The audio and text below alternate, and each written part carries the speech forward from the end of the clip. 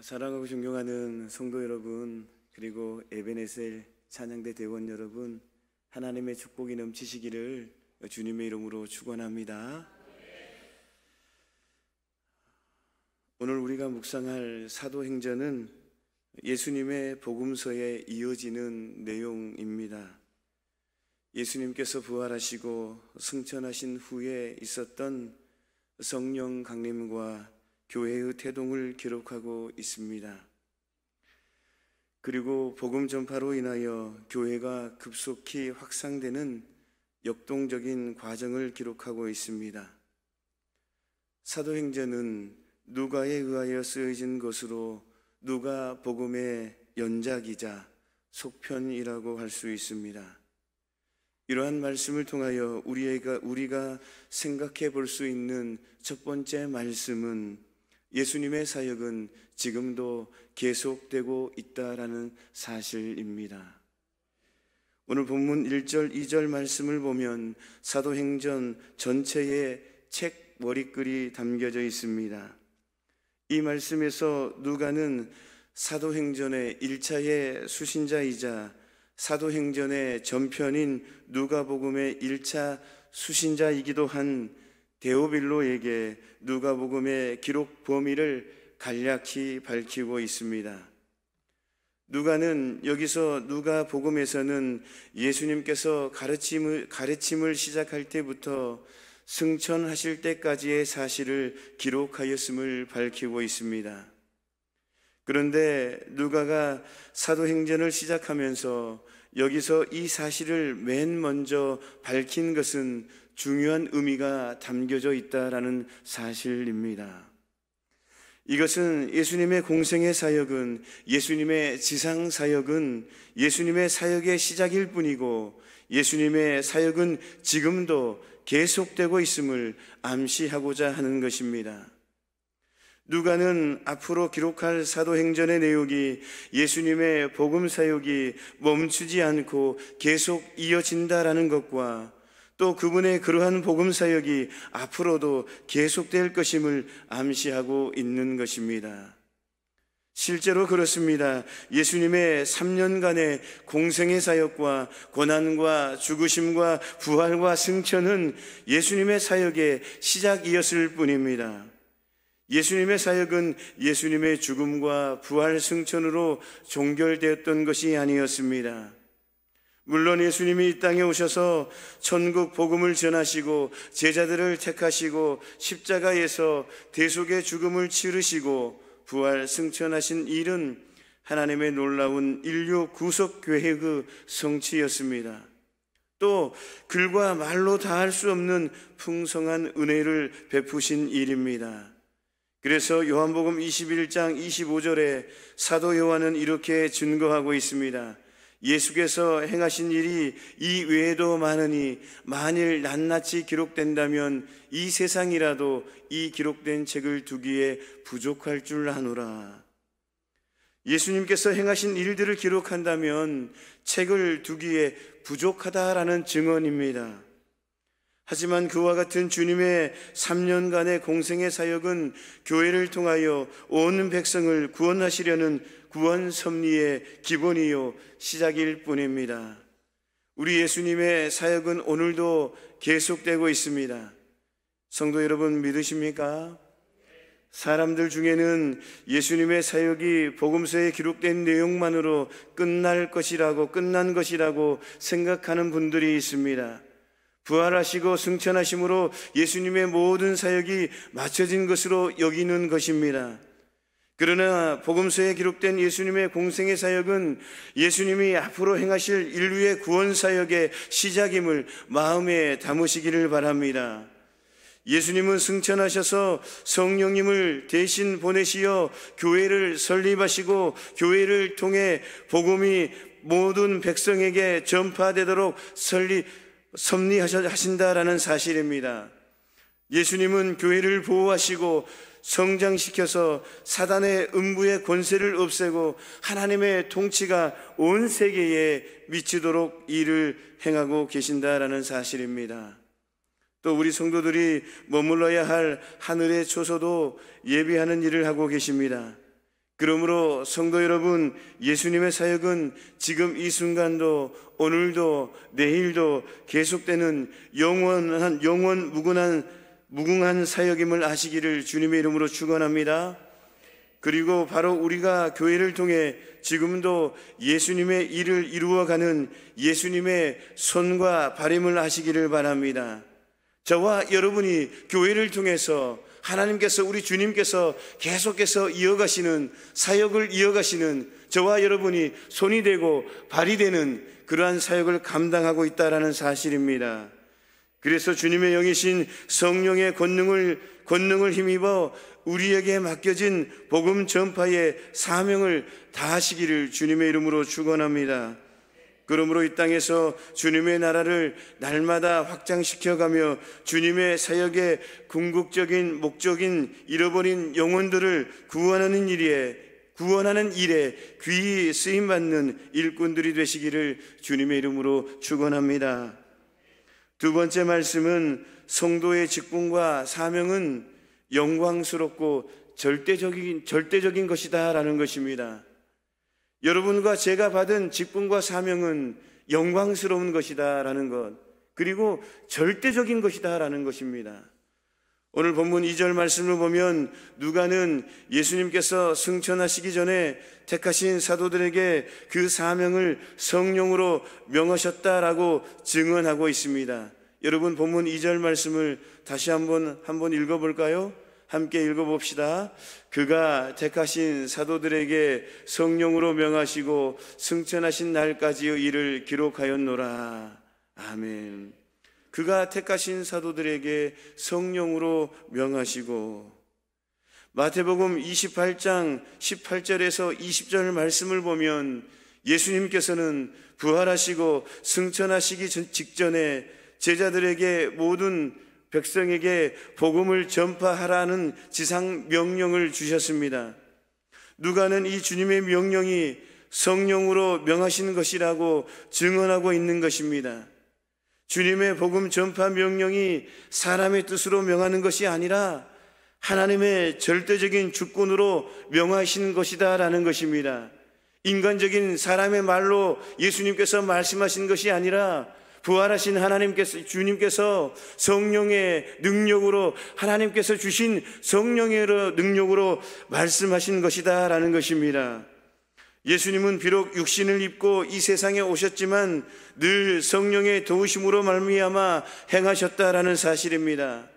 공생애를 시작하실 때부터 성령과 함께 하셨고, 성령님을 힘입어 사단의 시험을 이기시고 성령님의 권능으로 말미암아 모든 사역을 행하셨습니다.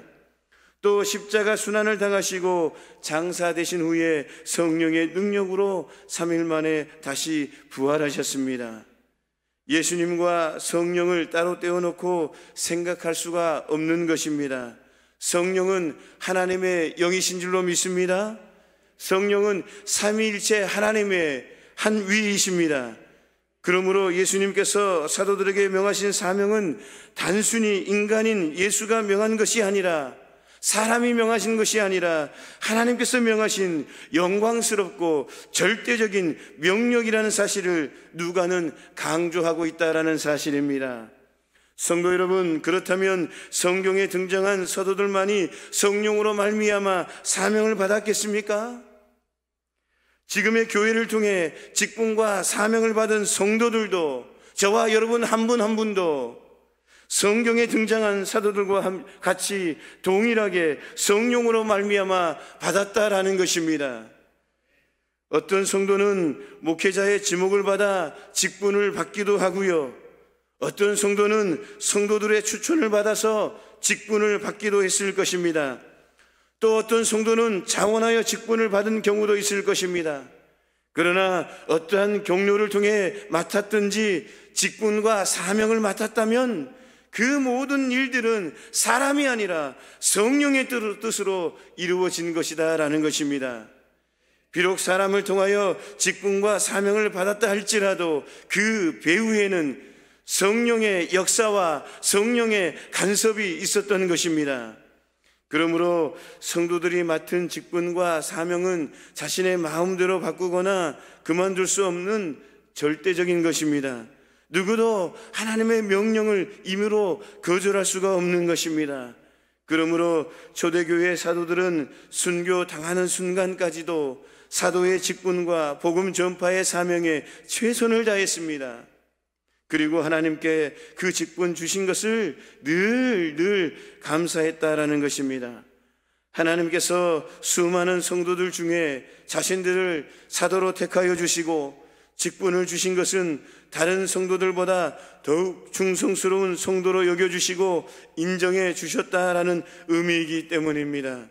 그러기에 성도 여러분, 우리에게 교회에서 직분을 맡긴 것은 하나님이 우리에게 더욱 관심을 가지고 우리를 더욱 사랑한다라는 증거임을 아시기를 주님의 이름으로 축원합니다.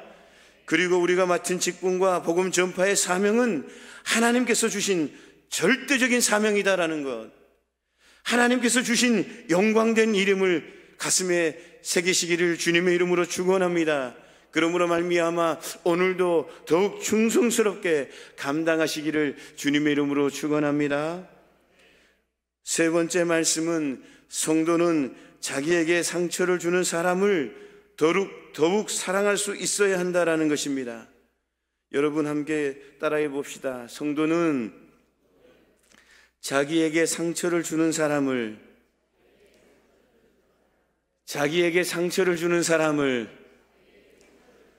자기에게 상처를 주는 사람을 더욱 사랑할 수 있어야 한다. 아멘입니까? 믿으시기를 축원합니다. 성도는 다릅니다. 우리는 세상 사람들이 아닙니다. 저와 여러분 한 분 한 분은 세상 사람이 아니에요. 예수 그리스도를 구주로 영접한 하나님께서 인정한 하나님의 자녀예요. 하나님의 자녀는 성도예요. 거룩한 사람으로 다시 태어난 거예요. 번어게인 다시 태어난 거예요. 중생 다시 태어났다라는 거예요. 거듭났다라는 거예요. 세상으로부터 부름받아서 예수 그리스도로 말미암아 다시 태어난 성도라는 거예요. 성도는 세상 사람들과 똑같은 삶을 살면 안 되는 것입니다. 성도는 오늘 말씀하셔요. 성도라는 것은 하나님의 자녀는 자기에게 상처를 주는 사람을 더욱 사랑할 수 있어야 된다라는 거예요. 주님의 말씀이에요. 하나님의 말씀입니다. 전능하신 하나님의 말씀은 사실이고 진리일 줄로 믿습니다. 하나님의 말씀을 믿으면 역사가 일어납니다. 하나님의 말씀을 믿고 나아가면 역사가 일어나는 거예요. 세상 사람들은 자신을 상처 주는 사람을 사랑할 수가 없습니다. 그렇지만 거듭난 사람은 우리에게 상처를 주는 사람을 우리가 주님이 주신 말씀을 믿고 나아가면 사랑할 수가 있는 거예요. 내 속에 있는 자아로는 상처 주는 사람을 사랑할 수가 없습니다. 그러나 내 안에 내가 예수 그리스도를 구주로 믿으면 내 안에는 성령님이 임재하고 계셔요. 내 안에 구주되는 성령님께서 임재하심으로 말미암아 사랑할 수 있는 힘을 주시는 거예요. 하나님의 주신 그 말씀을 믿음으로 말미암아 역동적인 삶을 살아갈 수가 있는 것입니다. 그것이 바로 성령의 사람이에요. 성령의 사람은 성도입니다. 구별된 사람, 거룩하다고 칭함을 받은 사람, 그 사람은 나를 미워하고 나를 멸시하고 나에게 상처 주는 사람을 사랑할 수가 있는 거예요. 아직도 사랑할 수가 없다라고 하는 사람은 아직도 내 안에 인간적인 자아가 있는 거예요. 오늘 본문 3절 말씀을 보면 예수님께서 십자가 순환을 당하시고 부활하신 후부터 승천하실 때까지의 생전의 행적을 간략히 기록한 내용이 기록되어 있습니다. 오늘 본문 3절 말씀을 다시 한번 읽어보겠습니다. 시작. 그가 고난 받으신 후에 또한 그들에게 확실한 많은 증거로 친히 살아계심을 나타내사 40일 동안 그들에게 보이시며. 아멘.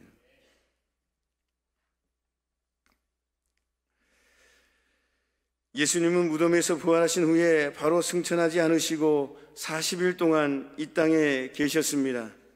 이 땅에 계시면서 자신의 모습을 제자들에게 나타내 보이심으로 말미암아 제자들에게 자신의 부활에 대한 확신을 갖게 하셨습니다. 사랑하는 성도 여러분, 예수님께서 부활하심을 믿으십니까? 믿으십니까? 누리시기를 축원합니다. 그리고 나아가서는 하나님의 나라의 진리, 특히 십자가 구속의 진리를 더욱 깊이 있게 가르침을 주셨습니다. 그런데 이 말씀에서 누가는 예수님이 이런 일들을 고난 받으신 후에 행하셨다라고 강조합니다. 고난 받으신 후에. 개역 한글에는 이 고난 받으신 후에라는 이 단어가 해를 받으신 후에 이렇게 기록되어 있습니다. 해를 받으신 후에. 고난받으신 후라는 말은 예수님이 유대교 지도자들과 빌라도에 의해 십자가 순환을 당하신 사실을 가리킵니다. 또 가룟 유다에게 배신당하고 백성들에게 부끄러움을 당하셨던 일도 포함됩니다. 나아가서는 제자들이 주님을 버리고 뿔뿔이 도망간 일도 포함되며 베드로가 예수님을 3번이나 부인한 일도 포함됩니다. 예수님은 이렇게 몸과 마음에 큰 상처를 당하셨던 것입니다. 성도 여러분, 우리가 이러한 고난을 받았다면 어떻게 행하겠습니까? 자신을 배신하고 자기에게 그 부끄러움을 준 사람들을 어떻게 대하겠습니까? 아마 다시는 상대하고 싶지 않을 것입니다. 아니면 그 상처받은 곳에서 신속히 떠나기를 원할 것입니다. 또 아니면 복수하고 싶은 마음도 있을 것입니다. 그러나 예수님은 그렇게 하시지 않았습니다. 예수님은 오히려 고난받은 곳 예루살렘에서 다시 제자들을 모아 그들을 더욱 사랑하시고 더욱 큰 사명을 주시며 더욱 하나님 나라의 비밀을 열심히 가르쳐 주셨습니다. 예수님을 십자가에 못 박아 죽인 예루살렘을 미워하지 않으시고 제자들로 하여금 그들을 위해 복음을 증거하도록 가르침을 주셨습니다. 성도 여러분, 우리는 예수님의 이러한 모습을 본받아야 될 줄로 믿습니다. 우리가 주님의 일을 하다 보면 영육간의 상처를 받고 고통을 당하는 일이 있을 수가 있습니다. 사람들의 오해도 받기도 하고요, 질투를 받기도 하고요, 시기를 당하는 경우도 있습니다. 특히 열심히 일하는 성도가 이런 일을 잘 당합니다. 그럴 경우 많은 성도들이 주의 일을 포기하거나 자기에게 상처를 준 사람들을 미워합니다. 심하면 복수하고 싶은 마음을 가지기도 합니다. 또 교회에서 그런 일을 당하면 미움과 원망으로 인하여 직분을 내려놓고 교회까지 떠나버리는 경우도 있습니다. 그러나 성도 여러분, 진정으로 충성스러운 성도는 자기에게 상처를 주는 교회, 자기에게 상처를 준 사람들 곁을 결코 떠나지 않는다라는 사실입니다. 도피자가 아니라 승리자의 자리에 서게 된다라는 것입니다. 끝까지 충성하여 사람들의 오해를 풀게 만들고 선으로 악을 이긴다라는 것입니다. 피하는 것이 아니라 도망가는 것이 아니라 묵묵히 그 자리에서 하나님을 섬김으로 말미암아 사람들의 오해를 풀고 선으로 악을 이긴다라는 사실입니다. 그래서 로마서 12장 21절에 바울은 이렇게 말을 합니다. 악에게 지지 말고 선으로 악을 이기라. 여러분 한번 합독할까요? 악에게 지지 말고 선으로 악을 이기라. 아멘입니까? 악에게 지지 말고 선으로 악을 이기라. 성도 여러분, 사도행전 14장을 보면 사도 바울은 유대교인들이 자신을 돌로 쳐서 거의 죽게 만들었던 루스드라에 다시 가서 더욱 믿음을 권면하는 일을 했습니다. 우리가 예수님께서 주신 직분과 사명을 행하려 하면 예수님처럼 고난을 당하는 일은 필연적입니다. 때로는 부끄러움도 당할 때가 있습니다. 세상은 예수님께 속하여 진리와 의를 행하는 성도를 미워합니다.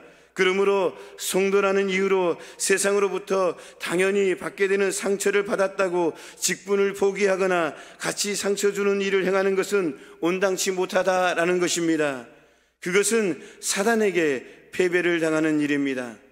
우리는 오직 예수님처럼 고난받는 그곳에서 하나님의 사랑과 진리와 의를 더욱 행하여 승리하는 성도가 되시기를 주님의 이름으로 축원합니다. 마지막으로 부활하신 주님은 진실한 성도에게만 영광을 보여주신다라는 사실입니다. 여러분 따라해 봅시다. 부활하신 주님은 진실한 성도에게만 영광을 보여주신다. 아멘. 가슴에 새기시기를 주님의 이름으로 축원합니다. 부활하신 주님은 진실한 성도에게만 영광을 보여주신다라는 것입니다. 오늘 본문 4절 말씀을 보면 예수님께서 사도와 같이 모이셨다라는 말씀이 나옵니다. 본문 4절 말씀을 보면 우리 한번 같이 읽어볼까요? 사도와 함께 모이사 그들에게 분부하여 이르시되 예루살렘을 떠나지 말고 내게서 들은 바 아버지께서 약속하신 것을 기다리라. 아멘. 이 말씀에서 함께 모이사라는 단어는 헬라의 언어로 보면 시날리조 메노스라는 단어를 사용합니다. 시날리조 메노스. 이 단어는 본래 같이 식사하기 위해 모인 것을 나타낼 때 사용되는 단어입니다. 말씀드리면 한솥밥을 먹는 친근한 사람들끼리 식사하며 교제하는 모습을 나타낼 때 이 단어를 사용했다라는 것입니다. 아주 친한 사람들끼리, 친근한 사람들끼리, 늘 함께하는 사람끼리, 날마다 함께하는 사람들끼리 그 함께할 때 이 단어를 썼다라는 것입니다. 시날리조 메노스. 이와 같이 예수님께서는 부활하신 후에 40일 동안 이 땅에 머무시면서 제자들과 성도들로 더불어 매우 친밀한 교제를 나누었다라는 사실입니다. 그런데 여기서 주목할 것은 예수님께서 부활하신 후에 이처럼 예수님과 대면하여 친밀한 교제를 나눈 사람들이 지극히 제한된 소수였다라는 것입니다. 고린도전서 15장 4절로 8절 말씀을 보면, 성경을 보면 예수님의 부활한 모습을 직접 본 성도들은 사도들을 비롯해서 불과 500여 명에 지나지 않았다라는 것입니다. 여러분 함께 읽어볼까요? 장사 지낸 바 되셨다가 성경대로 사흘 만에 다시 살아나사 게바에게 보이시고 후에 12 제자에게와 그 후에 500여 형제에게 일시에 보이셨나니 그 중에 지금까지 대다수는 살아있고 어떤 사람은 잠들었으며 그 후에 야고보에게 보이셨으며 그 후에 모든 사도에게와 맨 나중에 만삭되지 못하여 난 자 같은 내게도 보이셨느니라. 아멘. 성도 여러분, 여러분 생각해 보십시오. 이상하지 않습니까? 이상하지 않습니까? 평소 주님을 따르던 사람들이 얼마나 많았습니까? 아마도 수십만 명은, 수많은 사람들이 우리 예수님을 따랐을 것입니다. 그래서 예수님의 기적을 보았고 예수님의 이적을 보았고 예수님의 가르침을 받았습니다. 그런데 본문을 보면 이상하지 않습니까? 부활하신 예수님의 모습을 보면 이상하지 않습니까? 40일 동안 이 세상에 계시면서 머무면서 소수에게만 보이셨다라는 말씀입니다. 부활하신 예수님을 뵙고 그 가르침을 받은 사람들은 극소수에 불과했으니 이상한 일인 것 같습니다. 여기서 우리는 한 가지 진리의 가르침을 받습니다. 그것은 바로 부활하신 예수님은 당신을 진실로 믿고 섬기는 진실한 신앙인에게만 부활의 영광스러운 모습을 보여주신다라는 사실입니다.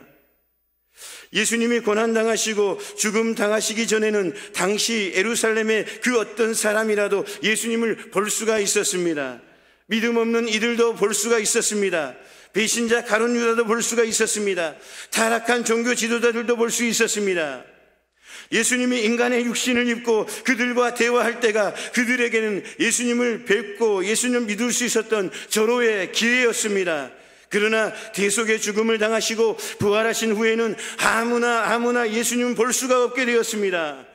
신령한 부활체를 지니신 예수님을 볼 수 있는 사람들은 진실한 믿음을 지닌 사람들 뿐이었다라는 사실입니다.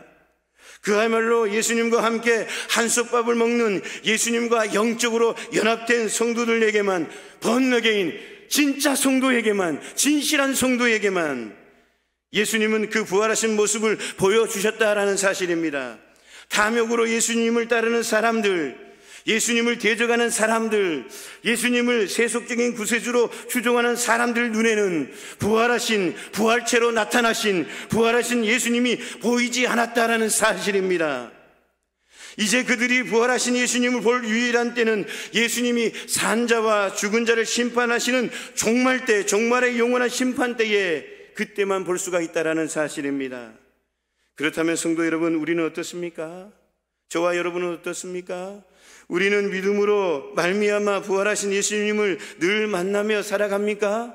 예수 그리스도를 구원자로 믿으며 그 믿음으로 말미암아 예수님을 계속해서 날마다 만나고 있습니까? 부활의 예수님은 지금은 비록 승천하셔서 하늘 보좌에 앉아 계시지만 여전히 예수의 영이신 성령님을 통해 진실한 믿음을 소유한 성도들과 함께 하시며 그들에게 예수님을 나타내 보여주신다라는 사실입니다. 사랑하는 성도 여러분, 우리는 다 이 부활의 예수님을 날마다 만나시기를 주님의 이름으로 축원합니다. 예배를 통하여 만나시기를 축원합니다. 하나님의 말씀을 통하여 만나시기를 축원합니다. 기도할 때에 만나시기를 축원합니다. 하나님을 찬양할 때마다 주님을 만나시기를 바랍니다. 매일 순간순간 만남으로 인하여 예수님이 주시는 위로와 축복을 받아 누리시기를 주님의 이름으로 축원합니다. 예수님을 만남으로 말미암아 불안한 마음이 사라지고 샬롬의 하나님, 평강의 하나님을 누리시기를 주님의 이름으로 축원합니다. 그러므로 말미암아 성령 충만한 삶, 말씀 충만한 삶을 누리시기를 주님의 이름으로 축원합니다.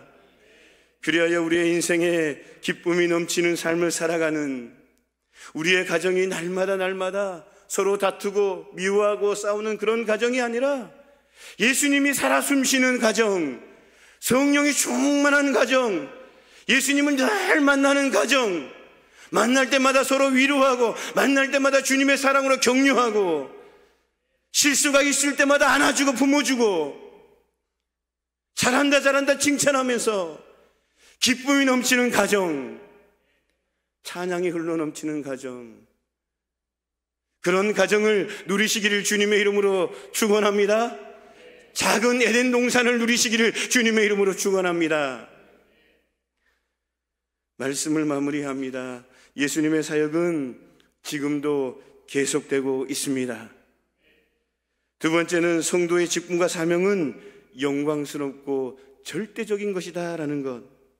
세 번째 말씀은 성도는 자기에게 상처 준 사람을 더욱 사랑할 수 있어야 된다라는 것.